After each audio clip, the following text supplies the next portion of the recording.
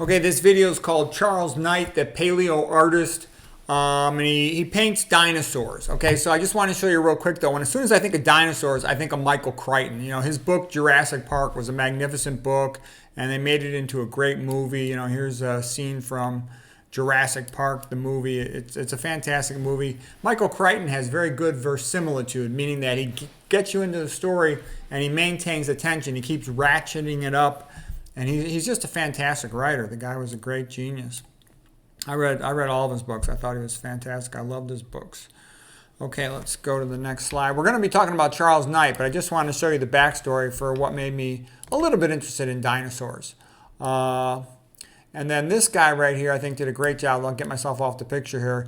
James Gurney. He wrote a children's book called Dinotopia, and he showed the dinosaurs, people going for rides on dinosaurs, and all kinds of, you know, sort of sci-fi, dinosaur, fantasy fiction, but, you know, it's magnificent illustrative skill. It's beautiful. Okay. Now I'm going to show you Charles Knight. Okay, now here's Charles Knight, and he was, you know, a scholar of dinosaurs. And he made paintings for the museums. He specifically tried to make them as anatomically accurate as was possible. Okay. And this next painting of his is my favorite of his. Here's the saber-toothed tigers. They're called SmiloDons. You can think of their name. Smile, as in to smile your mouth. Don is daunt, the tooth.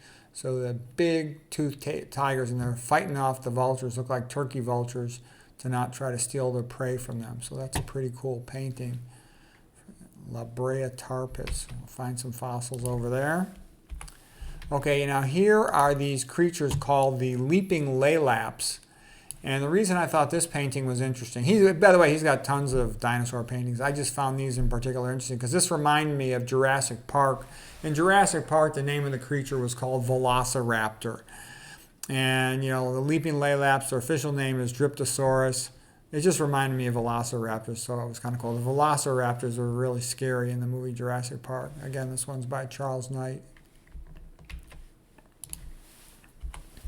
And then this was one of his more famous paintings, Tyrannosaurus Rex, you know, getting ready to square off and fight a Triceratops.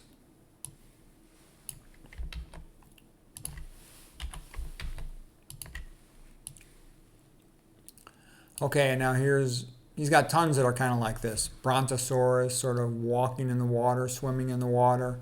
And again, if you're interested in dinosaurs, he's got tons of paintings. Oh, and I forgot the painting I liked, my favorite painting.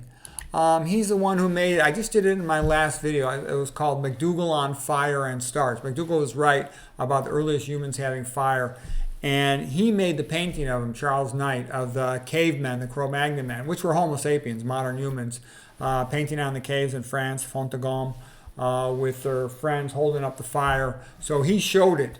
But anyways, this is the guy who painted it. That's where I learned about him. I always, you know, love it when I discover a new artist, you know, because I write art books. I love art, and the greatest art ever in the history of the world.